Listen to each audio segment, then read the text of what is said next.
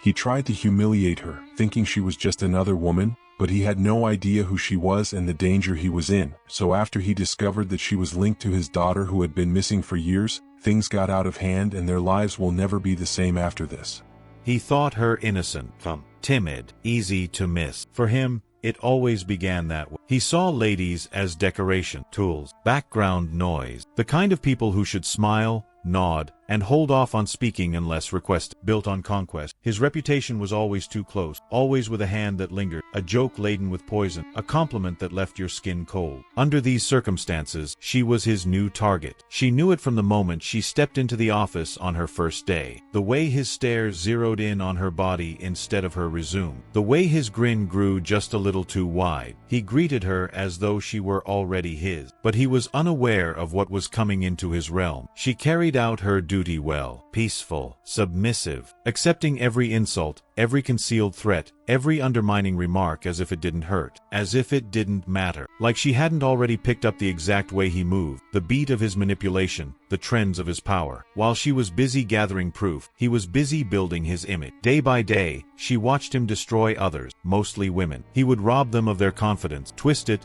and turn it against them. He would praise them just enough to retain them. The moment they spoke up for themselves, he would tear them apart. They lost promotion. They borrowed concept. The credit was altered. No one questioned it. He understood how to smile for the boardroom. But she was not like the rest. Not since she was more powerful. Not since she was more clever. But given that she had before seen a man like him ruin someone important to her. Years previously, she had watched her elder sister collapse after working for a man very like him. One who destroyed her dignity until all that remained was fatigue and doubt. Her sister got no justice ever. Just silent. Not at this time. This time, quiet would be an offensive weapon. She endured for months. Let him think he was in control. She let him believe she admired, depended on, and dreaded him. Every time he peeked over her shoulder uninvited, every time he embarrassed her in front of colleagues, she said nothing. Behind her calm eyes, every occurrence was being recorded not only technologically but also mentally. Documented, kept, labeled. She found his fear, exposure, not the kind in tabloids, but the kind that follows document. The kind that is time-stamped, cross-referenced, indisputable. She put together uneven contract. Emails contradicting formal remarks. Financial reports suggesting fraud. She took note of his routine. Predictable like predators, he was nice in public but harsh in private. He erred more often than he admitted. She was always there, taking note. But she was not too hasty. She waited till he was comfortable, until he stopped pretending around her, until he started to treat her like a shadow. Then he began to be negligent. She gathered stories, talks in calm hallways, anonymous reports. She gave other victims a voice without ever revealing herself. She became a ghost in the machine, watching, listening, and waiting. Then came the moment. But first, let me question you. Have you ever deliberately remained mute, waiting for the very appropriate time to act, only to collect strength or proof? Perhaps not in a circumstance as severe as this one, but that moment of holding back, of plotting, of allowing someone to underestimate. Isn't it strong? Tell me in the comments if you have ever employed quiet as a tactic. Your tales, your times of silent strength, would be wonderful to hear. Okay, back to the meeting that altered everything. A meeting of executives. A performance he had scheduled for like every other. He was meant to wow, to impress the CEO with his false humility and charisma. What of her? Seated there, she waited silently. The CEO laughed at his question on ongoing grievance, brushed it off as office pressure. A character clash. He indicated her. He said with that same condescending smile, "She's been finding it hard to adjust. We're getting beyond it." The CEO next looked at her. "Is that genuine?" She maintained a low voice. She didn't even look at her boss. She just placed a folder on the table. There were months of evidence within. Screenshots, recordings of audio, remark, a thorough timeline of fraud, dishonesty, and misconduct. But what made it fatal was not only what he had done to her but also what he had done to the company. The financial routes he thought he had buried. The signatures he thought no one would ever question. The chamber was shrouded in a thick, chilly silence. Her boss went pale. He lacked word. Though his mouth moved, he was no longer in control. He began to grasp it then, too late. He had not used a feeble helper. He had used his own discretion. The results were fast. 2 days later, titleless, accounts locked, his name haunting every office corridor, he was taken out of the building. Lawsuits followed then. Internal audit. One by one, his former pals left him, behaving as though they had never known who he actually was. But she didn't stay to watch it all burn. She departed quietly. No great speeches. No cause for triumphant parade. Her anger was more about revealing than about destruction. She didn't want him killed in the public square. She wanted him to be seen, truly seen, without his mask, without his charm, just a predator caught in his own arrogance. She kept building her life in numerous locations, in tranquility, deliberately. But he remembers her silent. Among the unblinking eyes he ridiculed, from the folder that completed all. Lying awake at night, he ponders how long she had been plotting, how far her web really went, how blind he had been. And it is what makes her accomplishment so perfect. She never screamed. She never threatened. She simply waited. When the moment came, she stayed quiet. She let the reality speak. In the silent rooms he once governed, now they're just peace. And her name, revenge, they say, disrupts the cycle. You owe me, he said. She smirked. I owed you. Past tense. You enjoy breathing. You enjoy breathing? Not especially, she replied. I enjoy completing what I begin, though. Eyes darting over lines of code, she connected the drive. She then came to a halt, scowled. What is it? He inquired. She focused on a damaged file tree. What's this symbol? What does this sign mean? He came closer. 3 circles overlapping. A broken triangle at the center. I have witnessed that previously. Where's that? He stopped, then recalled. Inside the bunker, carved on Gravemind's desk. She slowly nodded. It's more than a symbol. It's a layer. The main one. A key to which? A key to what exactly? Until the final product. He gaped. And for a second, all inside him slowed down. She said again, the last project. The one they never recorded. Was it too risky? Was it too risky? She said, no, because it was too successful. She decrypted the remaining file. Layer by layer, the truth unfurled like a coiled serpent finally extending out to strike. Viridian is the project name. Started right before Echo 7 fell. Worked under complete seclusion. Only 5 subject. Purpose, not training, not memory suppression, but full mental integration. Replication of important intelligence profiles into host mind. An amalgamation of identity. The program did not create murderers. It created copies. The ideal agent, for they were unaware of their status as agent, up to activation. One topic was marked finished, then removed. Nina gazed at him, worry starting to show. This is no longer a daughter's battle, she remarked. This is something better. He reclined. What if they turned her on? What if they turned her on? Nina declined. They did not. She turned on herself. Heart racing, he gazed at the screen. What if she's attempting to turn it off? By locating the others. By locating the others. Nina spoke softly. Then she's hunting ghosts in real people. People who don't know who they really are. Until she brings it back to mind. He got up. Then, all at once, the world seemed sharper. He understood what was presently occurring. She was no longer attempting to ruin the chamber. She was attempting to wipe out every seed they ever planted. Every single program, all survivors, every component of their design. That implied she had gone over a line. Because no one could do that neatly. Not without murdering innocent. Not without turning into a darkness so dark that the monsters would not want her. He departed Nina speechless. He had to locate her. 3 weeks later, he located her signal back to Marrakesh. The city glowed with light and activity. Somewhere within it, so did she. He never called. He offered no warning. He merely looked. Until at last he located the mark. An alleyway wall, red spray painted, the triangular shape, broken. Underneath, a dove emblem with its wings ripped off. She was close. He followed the path and discovered her not alone. A young guy, perhaps 20, stunned, losing blood, bound to a chair. She spoke quietly. Under control, she was saying, you are not him anymore. You are the shell, the reverberation. You simply don't know it yet. The lad declined. I don't understand what you mean. You're not lying, she stated. You actually don't. She then lifted the pistol. He intervened. Amelia. She turned gradually, did not reduce the weapon. He claims he's not activated, she said. He's programmed. They let him sleep. I'm rousing him. He's just a kid. He's dangerous. He moved nearer. You are not like them. Her hands trembled. A little. but she did not shoot. She remarked, "I don't know what I am anymore." "I do." She gazed at him, and for the first time in years, her eyes brimming with water, she said, "I'm weary. I understand. I don't know where I stop and where they start. Then let me assist you in recalling." She looked at the child, then let go of the weapon. Sobbing, he collapsed on the ground. She looked aside, and he got her, kept her, not as an army member, not as a resource, not as a mean, but a parent clings to what remains of his kid when all else is gone. And in that brief, shattered, flawed moment, she allowed him. After that,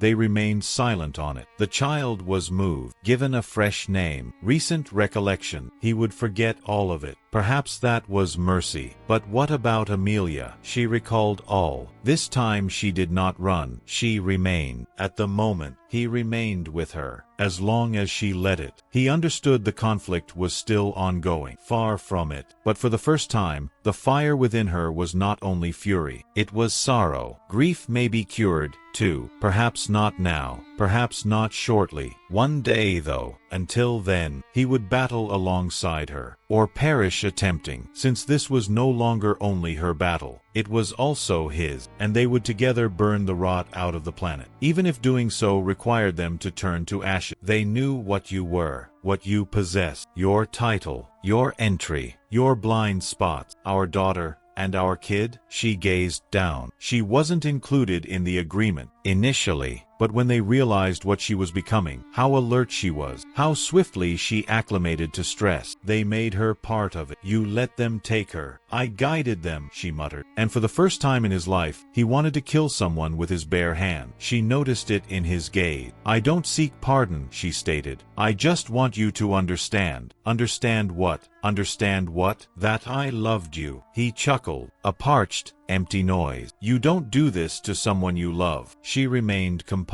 "You are mistaken. I did it out of love for you. Because if it wasn't me, it would have been someone else. Someone less gentle. Someone who would have snatched her earlier. Totally crushed her spirit. I allowed you time. I let her time." He stood. Time to what? To become a weapon. She didn't answer. He was about to go. Then she mentioned it. "She is no longer what you believe her to be." He stood still. "Meaning? What does that mean?" "She's not just fighting them. She's becoming." He spun around. "That's false." Is it?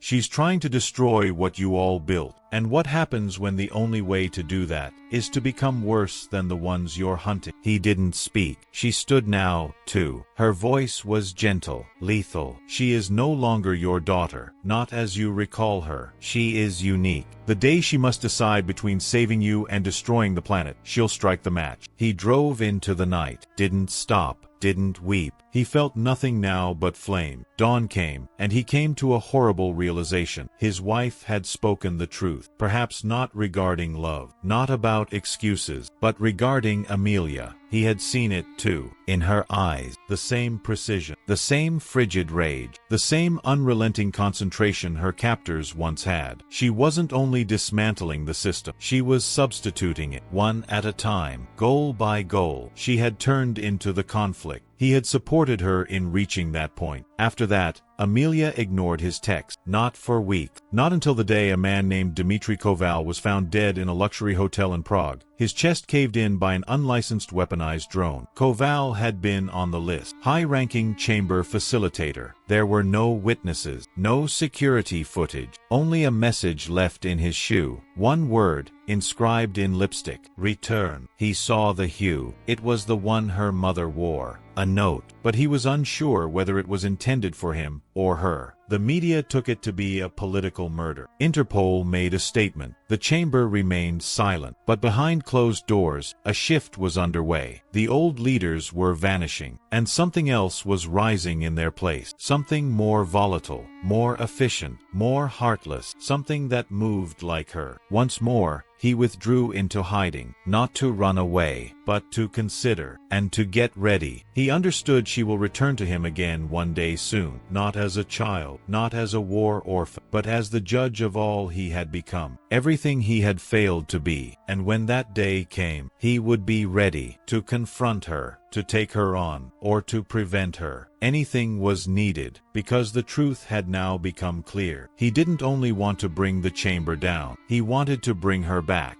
And if she had genuinely become someone else, something dangerous, then he would scorch the world before letting it take her again, even if that meant losing her for good. Twisted enough, love begins to resemble battle. At time, the distinction is difficult to see. Under his feet, the snow spoke. Not strong, not pointy, just gentle enough to seem like a recollection. He traveled without direction, without destination, a guy deprived of everything but thought. Each stride carried him further into the edge of nowhere, and that's exactly where he needed to be, because nowhere was the one area they hadn't corrupted. Not at this time. A week has gone since Koval's murder. Since then, 2 more chamber names had disappeared. Not dead, not detained, simply, just, absent. Disappeared the way individuals do when someone wants them to become tail. He knew it wasn't coincidence. It was her. He didn't know whether to feel pride or terror anymore, because she wasn't just removing opponent. She was silencing history, rewriting it, one piece at a time. He was beginning to question whether she was doing it for the world or only for herself. His next contact was an ancient name with a fresh face. Nina Virelli, cyber analyst, ex-MI6, formerly deceased, operating as a freelance disruptor,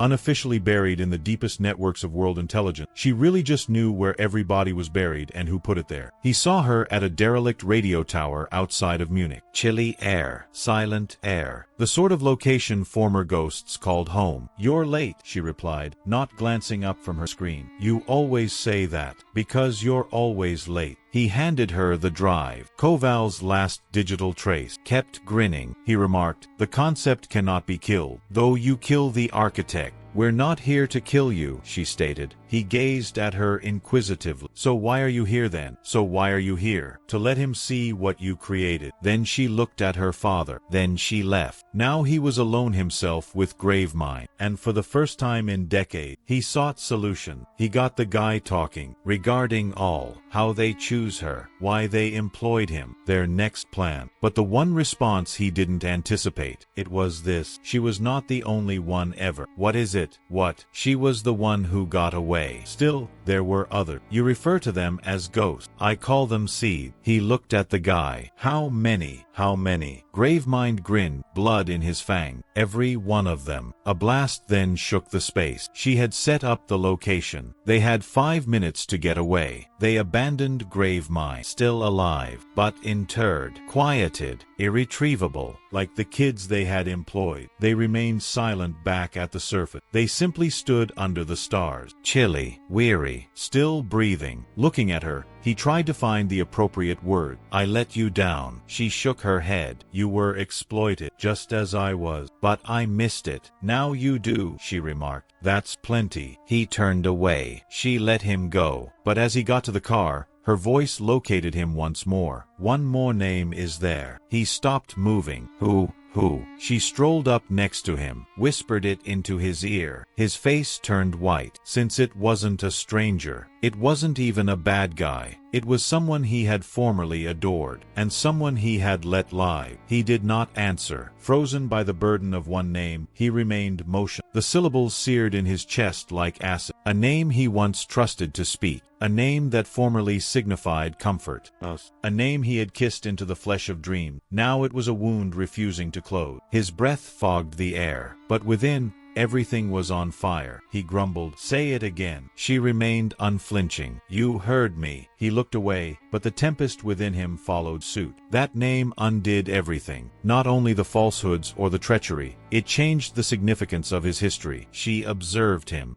Relentless, not out of rage, but rather because she had borne the truth alone for far too long. "She knew?" he inquired quietly. "All this time? All this time?" "Indeed. From the start." "From the start?" Amelia's voice was cutting. She belonged among them. A handler. The one who said when to arrive. He shut his eyes. Looking away does not make memory vanish. It just gets teeth. Her spouse. Not by law anymore. Not after the years of estrangement. The deterioration of what they once referred to as love. But she had been present. At his residence. In the room of their daughter. Singing lullabies over a youngster she'd previously designated for disappearance. Grabbing the car's edge, he staggered back. Why would she do this? Why would she act in this way? Amelia did not respond immediately, then softly. Some folks are not made to fight control. Others have to belong to something. He raised his gaze. Where's she? Where is she? After the memorial, she changed her name. Relocated to a different city. No documentation. Out of the grid. So you located her,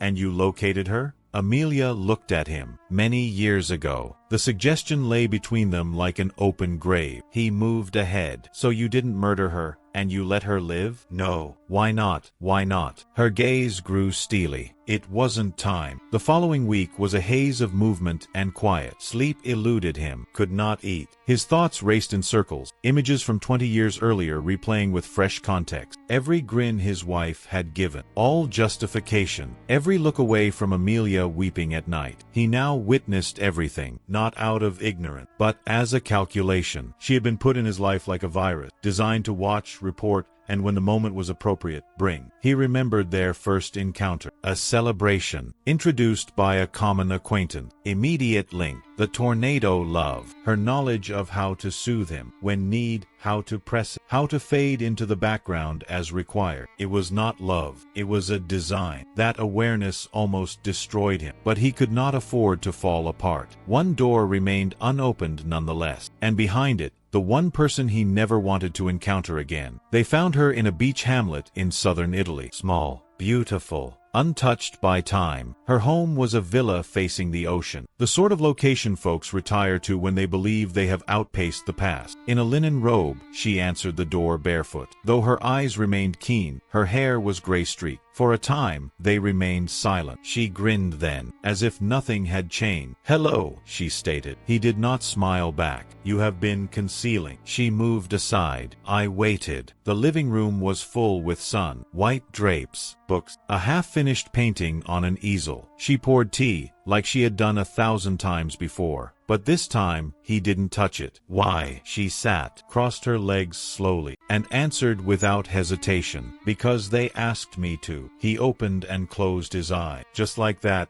Just like that. Valentine Devereux, a venture capitalist who hid black-budget projects beneath technology companies and innovation grants, was next on the list. A media favorite, esteemed, honored. Underneath the grins and public appearances, however, was a guy whose riches had resulted from suffering. Devereux had funded Memory Reconfiguration Laboratory, financed the development of psychological manipulation artificial trauma simulation. When Amelia was 13, one of those simulations almost drove her to suicide. Flying under a fake identity, he went to Dubai, attended a private summit where Devereux was slated to deliver a keynote address on the ethics of AI evolution. Dressed in a plain gray suit, clean-shaven, nothing like the pictures Devereux would have seen of him from 10 years ago, he sat in the front row. He came when the speech finished. "You don't know me," he said. Devereux grinned coldly. "Everyone in this industry I know." "Then perhaps you recall an E7 Theta project." The grin disappeared. The fingers became rigid. "I have no idea what you mean." "Funny," he remarked, pushing a picture across the table separating them. A still from surveillance. "Devereux when a young Amelia. 18 years ago's timestamp," he said softly. "You were there. You saw her weep. You called it data then." Devereux stood, looking about. "I ought to contact security." He came closer. "You already did." With that, he departed. 20 seconds after takeoff, Devereux's private jet exploded that night. He had no control over it. But someone wanted him to know, you are not the only one searching. He started to notice the sign. All over. 3 angled, turned upside down. 3 blackened points. Occasionally inscribed on mirrors. Occasionally chiseled into concrete. Once painted in ash over his windshield. The message was constantly the same. "Stop before we conclude you matter." It was never signed, never asserted. Yet he saw the accuracy. This was not a typical danger. One of the cleaners sent this. A group of the chamber. They ignored issues. They removed them. He contacted Zahara once more. The one who extract. This time, she spoke only in voice. "You have attracted too much notice," she replied. "Then I have to know who else is pulling it." A break followed. After that,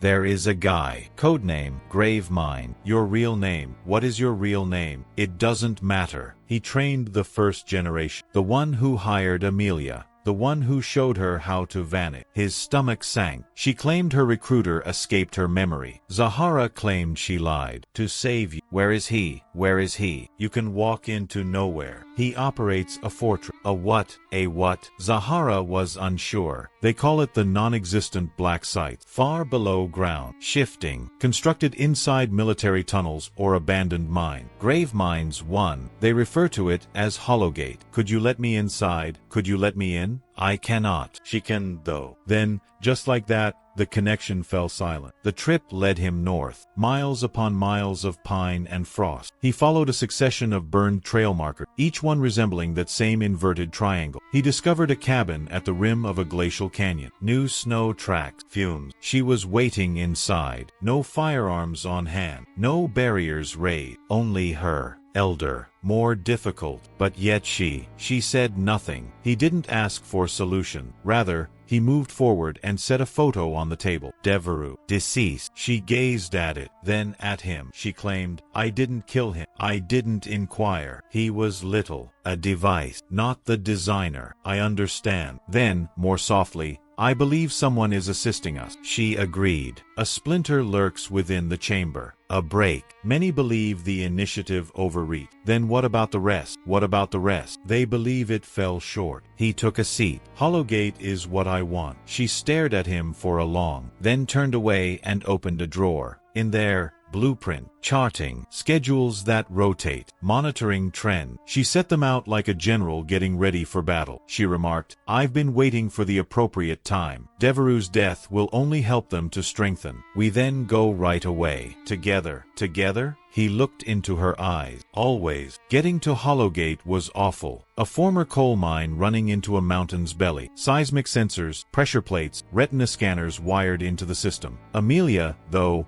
knew how to navigate each one. She had worked there, been damaged there. She recalled every hallway. Only the sound of wind roaring behind them let them down into darkness. Every step back in time, every breath becomes more labored. Before sirens started to sound, they crossed the 3rd floor. The battle was brief, ruthless. He killed 2 guards. With deliberate malice, she incapacitated the other. Finally, they arrived to the room designated W0, her former cell. He stopped outside it. The name remained still scrawled into the wall. Amelia. Echo 7, Phase 13. She stood there, quiet. He remarked, I never thought this location was real. She responded, I used to believe it wasn't either. Until I woke up and found it still could harm me. Still it, does it still? She gazed at him. Then she murmured, no. They next went to the control room, and there he sat. Ancient, hairless, chilly gaze, grave mind. He grinned. Amelia, welcome home. She was unhesitating. She shot him in the leg. He collapsed, did not yell. He followed her to Marrakesh. No location, simply a bar sand sign. He walked in. Refreshing air, aromatic sticks, men whose eyes are silent. She sat by herself, obsidian-like eyes, burned scar-covered hand. You're late, she remarked, not glancing at him. You know why I'm here. You know why I'm here. Everyone knows, she remarked. The parent who lost everything yet believes he can mend it. May I? May I? She drank her tea. It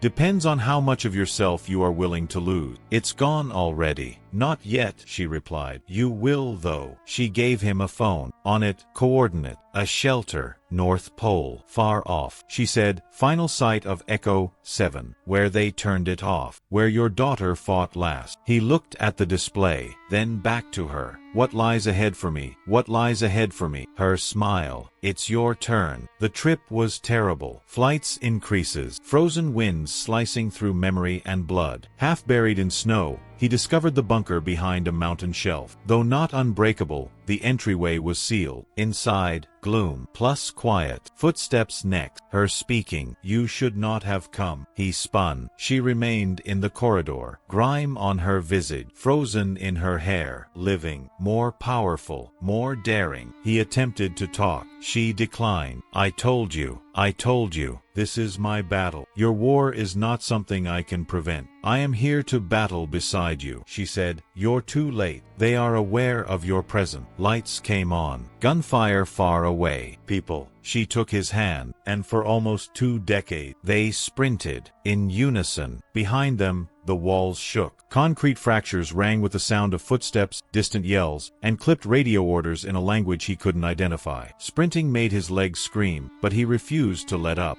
Every hallway bend selected like a piece in a chess game she had been playing her whole life. She moved ahead of him with deliberate ease. Because she did. They broke into a lower compartment, and she slammed the blast door shut behind them. Dust hovered in the air like ghost breath. An emergency backup system that hadn't died with the rest of the bunker made the room pulse crimson. Its shape was round, alloy, chilly. At its core, a surgical table, a wall of long-dead monitors. In the corner, a cage door twisted from an internal explosion. The walls were littered with burn marks. The smell of history and chemicals was overpowering. Heart still racing, he gazed at her. What took place here? What occurred here? She remained silent. Moving to the far wall, she pushed aside a fallen locker. A hatch behind it. She pointed to it. Down. At this time, he was unsure. You said this is where they finished Echo 7. She agreed. I finished them here. Then the wall behind them blew up. Shrapnel ripped past his shoulder. He leaped toward the hatch. She was already below, catching him as he fell. Above, bullets exploded like thunder. Below, blackness consumed them totally. The crawl space seemed infinite. Ice and dirt, stone crushed. Each breath brings silence. He could hear her crawling forward without pause, as if she has done this 100 times. When they eventually surfaced, it was into an older sublevel, far below the main structure of the bunker. Uncharted territory. Unnoted. Turning slowly in a circle, he absorbed the corroded remnants of lost sin. Desks within constraint. Electrode-equipped chairs. A little metal-framed bed with initials etched into the frame. A 13. He gasped. He came closer, hand grazing the edge. The scratches were slight, yet genuine. You lived here, he said softly. She remained silent. He gazed at her, really looked, and noticed the ghostly borders of her quiet. Amelia. I had no idea. You didn't want to, she murmured gently. None of them did. You could see. Yet you shut your eyes. You allowed them to bring me up. Design me, program me, break me. I gave you that pendant, he stated. I assumed it would protect you. Her grin was empty. It did, until they made it a leash. From her coat, she drew something. One file. Burned at the margin, she remarked. I came back for this. This is the last list. The people behind the chamber. Genuine one. No pseudonym. Not cover identities. He opened it gradually. Lawmakers. Chief Executive Officer. Army Generals. 2 of them had been honored in his honor. 3 had come to his house. 1 had christened her. He sensed his knees about to give way. She calmed him. You claimed to want to assist. So assist me in completing this. He looked at her. You wish to murder every one of them. No, she replied. I wish to set fire to their planet. Let them respond. Then vanish. He gulped. Will you also vanish from me? Will you also vanish from me? She turned her gaze. I already did. They acted quickly. At the back of the sublevel, a tiny air tunnel led onto a gorge. River frozen. Only wind makes noise. There a black SUV sat, keys inside. Without saying anything, she got inside. He came after. They drove into the tempest. 2 nights later, they reached an outpost safe house, a converted observatory in the Norwegian countryside. She had set up base there. Inside lined equipment, servers, signal boosters, concealed weapons in floor panel. This was not novel. This was conflict. She revealed the list to him. Not only name, businesses, timetables, places. These were not only males in suit. These were enablers, technicians, handlers, those who had constructed the system enabling Echo 7 to be. Then she revealed him something different. Video, not of hers, from others. Topics, kids, now adult, tangled, some on society's edges, some within the government, sleeper spies, phantom workers, some had broken, murdered civilian, vanished. The chamber had cleaned it all. The cabin was genuine, ancient timber, moss-covered. Like a dying whisper, smoke spiraled from the chimney. He came slowly. No hasty action, no presumption. Then the door opened. She remained there. Aged, toughened, but clearly her. For a moment, time split. He remained silent. So did she. They merely gaped. At last, she moved aside. He came in. It was empty inside. A table, 2 chairs, 1 mug,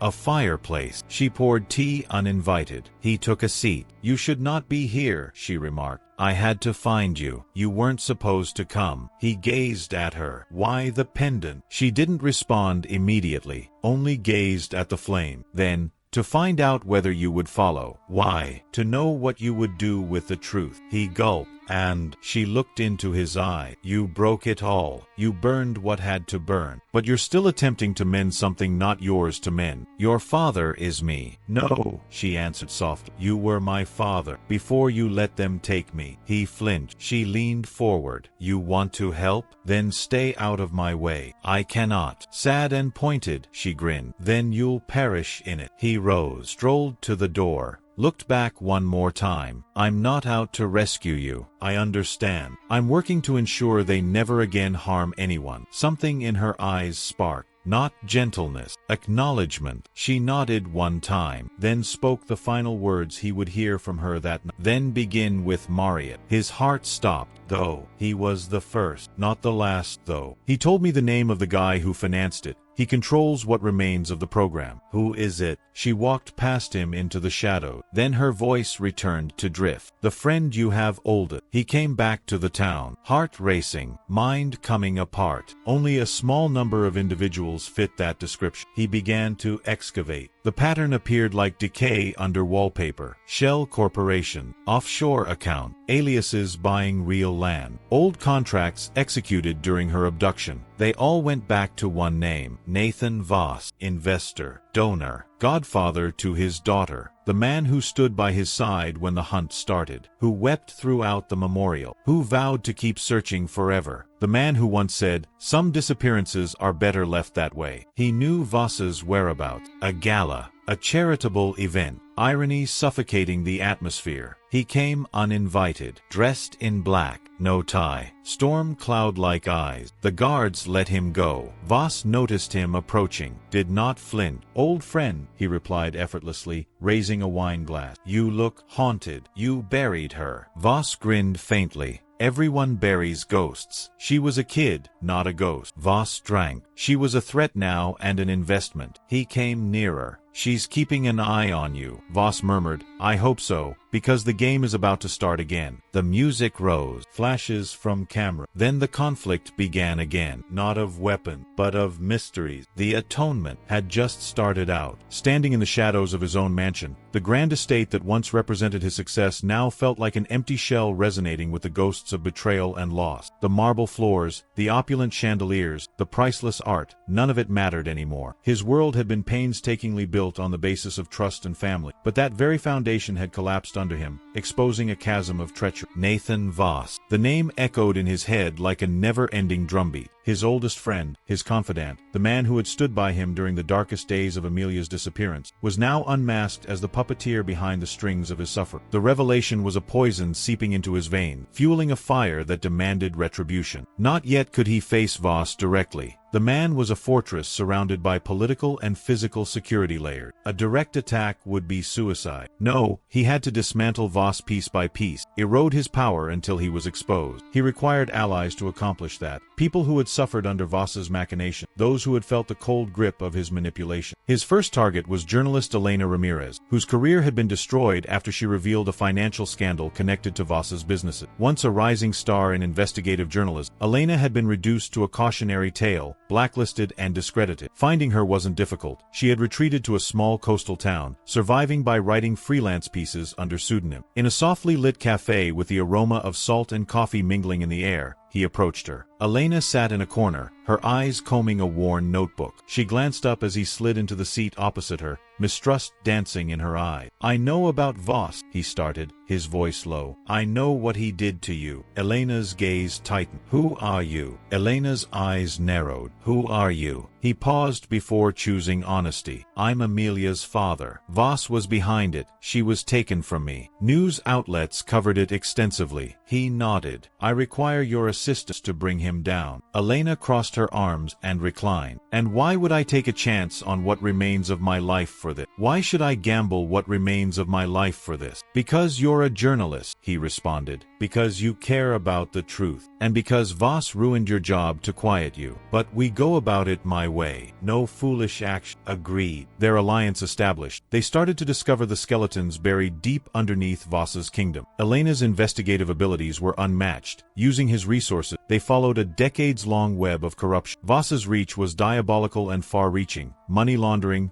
bribery, human trafficking. But data alone was insufficient. They required some leverage. They looked to Marcus Lee, a former Voss enforcer put aside and left to languish in obscurity for that. Though a failed task had made him unnecessary, Marcus had been the muscle behind many of Voss's operations. He now resided in a decrepit flat, drowning his sorrows in low-cost whiskey. Getting Marcus to join them was a careful dance. Haunted by the crimes he had done under Voss's direction, he was a man shattered by his past. Marcus, albeit hesitantly, accepted the chance for atonement, to tear down the empire that had exploited and thrown away him. Using Marcus's insider information, they found important Voss network players, people whose loyalty was shaky, whose complaints lay under the surface. They came to them one at a time, planting seeds of discontent and taking advantage of Voss's dominion's foundation fracture. The risk increased as their coalition expanded. Voss was no idiot. He felt the rebellious undercurrent. His answers were quick and harsh. Allies vanished, communications were hacked, and shadows looked to grow darker. The stakes rose and the boundary between justice and retribution became hazy. In the chaos, he got a message, a straightforward note posted on his front door. You're playing a risky game. Walk away before it's too late. Though there was no signature, he identified the handwriting, Amelia, and who refused to let go. Given that you might come after someone's identity, their job, even their sanity, but not killing them guarantees your own death. In the end, he did not give in to noise. He lost against the one thing he underestimated from the beginning. The rain fell in frigid lines down the back of his collar, and he hardly blinked. Puddles around his shoes reflected the city lights, and the ancient umbrella above him waved in the wind like a tattered banner of submission. Staring at the shuttered window of Unit 4B, he stood outside the gray structure for what could have been minutes or hours. She had been present, a whisper of heard. 3 days ago, a date on a discarded receipt. The aroma of a perfume he recalled from her youth, not because she wore it, but because her mother did. Remnant, always tracks, always traces, never flesh, never inhale. The girl he once knew has vanished. What was left was something else. And perhaps he was as well. The walls inside the structure showed age-related cracking. Every step he took reverberated through the concrete like a ghost stomping out a rhythm no one else could hear. The flat had been stripped clean. No pictures, no dishes, no furniture save for a single wooden chair in the middle of the room. On it was a manila envelope. No title, no mark, only material. There were pictures within, monitoring, government seals half shredded, documents marked with deleted lines, entire paragraphs darkened out like a wound sewn with censorship. Plus one picture, the daughter of his, not new, at least 10 years earlier. Her eyes were keen, measuring. She stood next to a guy whose black ink slashed out face. On the back, I burn them. I don't choose side. Sitting in the chair, he felt the chili would pierce his spine. Though not out of terror, his hands trembled. From something more profound. The discovery that the rabbit hole had not finished. He had just gone to another level. And someone had let him inside. Weeks went by. Not calm week. Not calm one. The deeper he excavated, the more the quiet yelled back. His old contacts, those still living, or at least not decaying behind bureaucracy, spoke in riddles. An ex-NSA analyst turned conspiracy podcaster among them consented to meet under total anonymity. The man came into a coffee shop wearing a prosthetic face mask and pushed a little flash drive over the table as though it were a bomb. The man said, his eyes darting between the door and the window, "You're chasing a specter. You believe this concerns your daughter, but she is not the middle of the labyrinth. She is the one who got away from it." "What do you mean by that? What do you mean by that?" The man stopped, leaning closer. "A war exists, not the sort with bomb, not the sort you find on TV. This one has battled with memories, manipulation, reprogramming. Your daughter was supposed to be a weapon." He remained silent, just held the flash drive tightly till the corners penetrated his skin. The man said, "She broke broke free. That is why they wish her dead. A vehicle parked at the curb outside. Not uncommon. Other than the license plate had no registration. The driver never raised his eyes. He simply remained seated, hanging around. The ex-analyst's face lost all color. He stood so quickly that his chair toppled backward. He said, "I never met you. I never saw your countenance. You never saw my own." Without completing his coffee, he disappeared out the rear exit. He remained in his seat. With a shaking hand, he poured milk into his cup. The vehicle left outside. Not quickly. Not quick. Just enough to convey that we see you. There was encryption on the flash device. Not unexpected, but not for him. Once, he could purchase the quiet of country. He worked in shadows these days, but that also required knowing how to shatter them. It took 36 hours to decipher, during which he did not sleep, ate hardly. He looked at the screen as though it were breathing. Eventually, within, there were files. Broken, not in sequence. Dossiers, videos, testimony. One folder was marked Echo 7. It was a project log, training reports, calibration records, complete psychological profile. Children. Numbers allocated where names formerly resided. He read through them, vomit rising in his throat. Then he discovered it. A13. Amelia. She had a profile, not merely a file. Entry age, 7 years, 3 months, 11 days. Known by Subject Ember, Phase Echo, Artemis. High cognitive flexibility is one of the ability. Emotional suppression index, 89%. Behavioral conditioning successful. Reintegration protocol postponed. Anomaly, latent self-awareness found. Termination recommendation deferred. And once they had approved her death. But one person prevented it. Someone defended her. Not only once. There were notes. Marginal red ink scribbles. Lines like, "Do not activate until after phase 4. Valuable but erratic. Loss unacceptable. Monitor secretly." This was not only coding. This was a fixation. And one name kept coming up. Dr. R. Marriott, the designer. He located the physician in Zurich. Old now, supposedly retired. Yet the posh hospital still hummed with bioscreening and armed guards. Getting inside was not simple. But nothing ever is worth bleeding for. He pretended to be a diplomat's advisor. Real bribes, phony papers. Some areas of the world still had money. He waited inside, not in the clinic, but in the adjoining chapel. Marius was elderly, thus old men pray, especially when they know hell waiting. He arrived at 6 o'clock 3 minutes after 3. Like clockwork, sat alone in the third row from the front, head bowed, hands clasped. He came from behind. He remarked, "I never imagined God would have you." The doctor merely muttered, "You should not be here," without looking around. "You owe me responses." "No," Marius answered gently. "I owe her." Silence stretched between them like poison. "I have to understand why." Marius's shoulders sagged and his voice quavered. "She was fantastic, beyond our expectation. She learned not to be visible, not to be governed. We created a system to educate operatives, agents, but she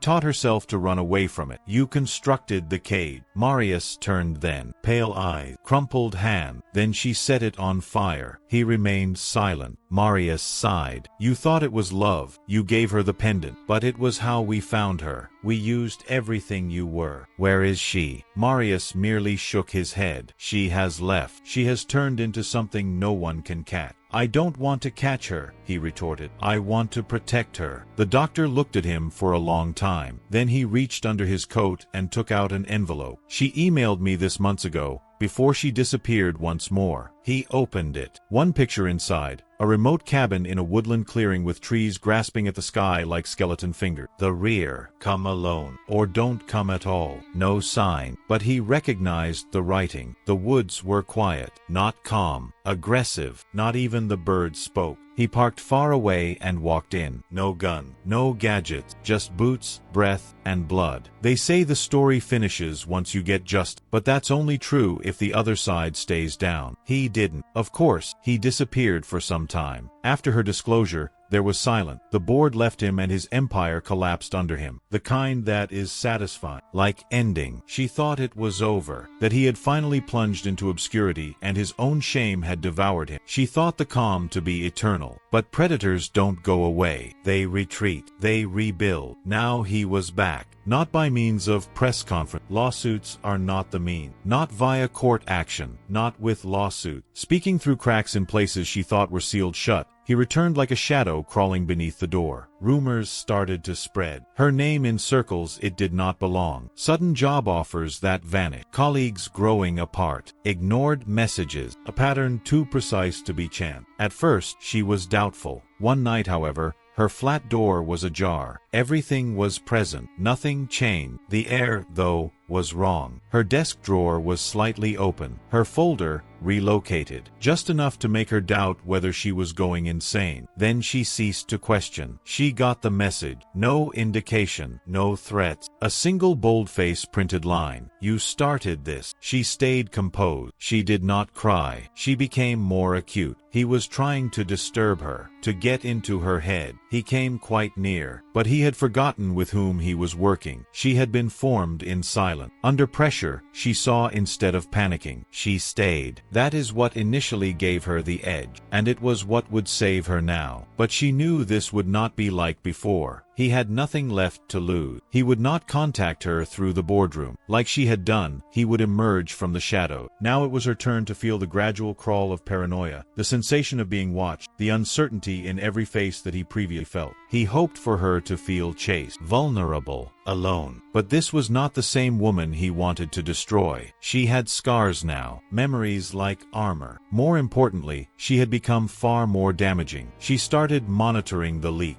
An acquaintance who had gone silent surfaced at a startup linked to one of his ex-partners. An article published online under a fake name accused her of falsifying the whole takedown for personal gain and manipulating internal process. The smile of hers. At this stage, he was using her own tactics, trying to outsmart her with her own playbook. But there was a difference. She had nothing to hide. He, on the other hand, was all mystery. That drove her to dig, once again, deeper than before. She followed his route. Not the public one, but the one he thought no one would follow. Banks send money to offshore account. A ghost business in someone else's name. A personal network of influence he was trying to rebuild from the wreckage. He was trying to get up again, but not to lead, to pay back. She may have fled, gone, changed her name again, as she had already done. But that would have been terrible. She had already buried that side of herself. So, she behaved as normal. She prepared herself. Her quietude was strength. It was intentional. She got in touch with former victims, not to frighten them but rather to equip. She brought them together, made a circle of once silent voices. He was trying to split her off. In reaction, she created a network. She was no more the only one watching him. She had become a multiplying force. And when he realized she had no fear, he advanced. A fake legal notice. A background check released public.